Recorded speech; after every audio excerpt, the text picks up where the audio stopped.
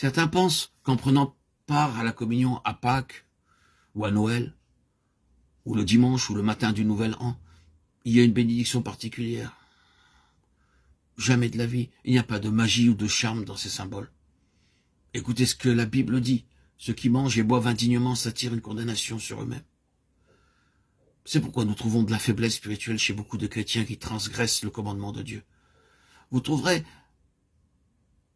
le peuple vivant dans l'impudicité, l'adultère, le péché, s'agenouillant et prenant part avec des cœurs pleins de convoitise et de haine. Comment pouvons-nous prendre part dans cette condition?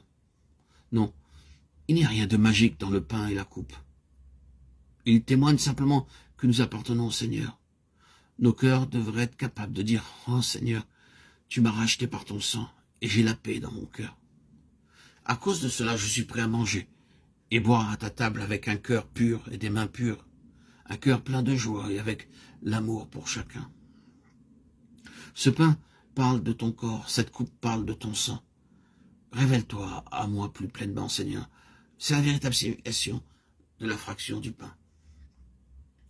Quand les enfants de Dieu prennent part dignement, il y a unité et amour parmi eux. Il faut se souvenir que c'est la table du Seigneur et non pas celle d'un homme. 1 Corinthiens 10, 16. Lui n'est pas un homme, mais le saint. À la table du Seigneur, tous les croyants sont égaux. Aucun homme ne peut dire « je suis meilleur que celui-ci ou celui-là », car quelle que soit l'importance de la puissance ou de l'autorité qui vous a été donnée par Dieu au moment de la fraction du pain, vous êtes ni plus ni moins qu'un simple croyant, et pouvez seulement dire « Oh Seigneur, Jésus-Christ, je ne suis rien, seulement un pécheur sauvé par ta grâce. »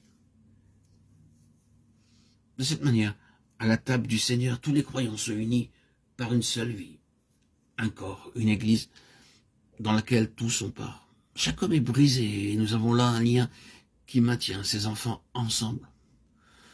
Dieu désire l'unité. Ce lien se manifeste particulièrement à la table du Seigneur. Tous les croyants sont un. Seul Christ est prééminent. Alors seulement le véritable amour peut prévaloir. Les chrétiens commencent alors à porter les fardeaux les uns des autres, et ceux qui sont en lutte sont réconciliés. S'il y a un péché, il est confessé et lavé. Les croyants se retrouvent ensemble, attendant la venue du Seigneur.